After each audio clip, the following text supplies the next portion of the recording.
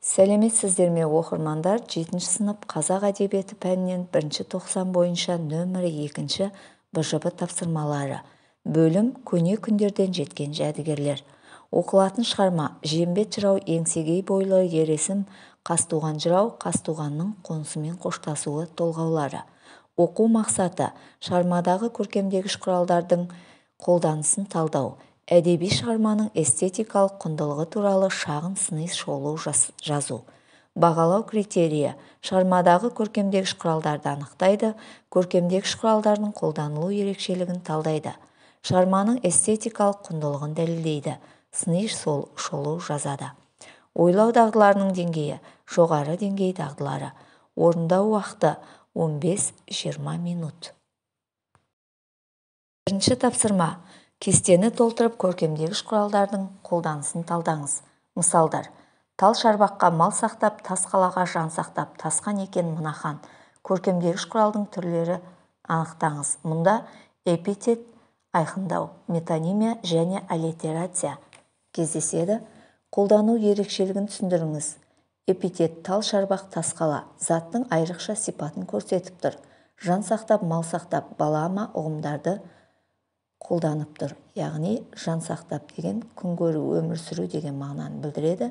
Бұл жерде балама ұғымды көрсетіп тұр. Ал аллитерация дегеніміз әрбір тармақ басы т дыбысынан басталып тұр. Яғни дауыссыз дыбыстан басталу бұл аллитерацияны білдіреді.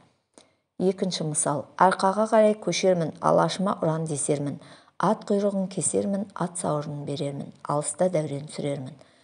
Мұнда өлеңнің әрбір тармағы а дыбысынан басталғандықтан бірыңғай дауысты дыбыстарды қайталау ассонансқа жатады. Екінші, мұнда тұрақты тіркес ат құйрығын кесу бұл қатынасты, қарым-қатынасты үзу деген мағынаны білдіреді. Ат сауырын беру бөлініп бөлек кету деген мағынаны білдіреді. Үшінші мысал: елін кеңес құрғанда айналып ақыл табарға, есіктегі ебесін сонда ханым не десін? Мен жоқ болсам Есімхан ит түркіні көресің. Жиенбет қайда дегенде не деп жауап бересің? Бұл өлең жолдарында риторикалық сұрау кездеседі. Сонда ханым не дерсің деген жауабы айқын нәрсені әсерлі леппен сұрап тұр.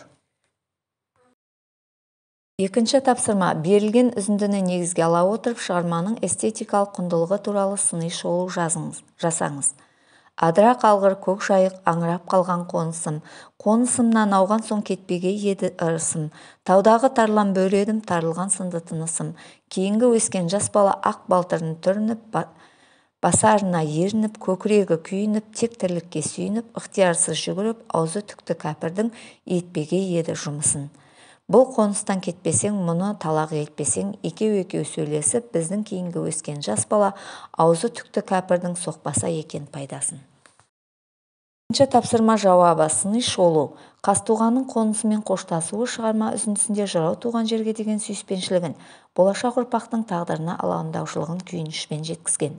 Автор егер басқа қоныс іздеп көшіп кетпесек, болашақ ұрпағымыз орыстың құлына айналып кете ме деген қорқынышын айтып отыр. Ал қонысты ауыстырсам ырысымнан айырылам ба деп уайымдайды. Шығарманың эстетикалық құндылығы өлең керемет ұйқаспен өрілген, тілге жеңіл әрі өте түсінікті тілде жазылған. Мысалы: ақ балтырын түрініп, басарына ерініп, көкірегі сүйініп, тек тірлікке сүйініп, ықтиярсыз жүгіріп деген жолдардан аңғаруға болады. Бағалау критерийі шығармадағы көркемдік құралдарды анықтайды, көркемдегіш құралдардың түрлерін анықтайды. Көркемдегіш құралдардың қолдану ерекшелігін талдайды, көркемдегіш құралдардың қолдану ерекшелігін талдайды, әдеби теориялық тұрғыдан түсіндіре отырып талдайды. Екінші тапсырма. Шығарманың эстетикалық құндылығын дәлелдейді, сыни шолу жазады. Шығарманың эстетикалық құндылығын анықтайды, шығармадан мысалдар келтіре отырып дәлелдейді, сыни көзқарасын білдіреді, сыни шолу жазады. Барлығы 7 ұпай.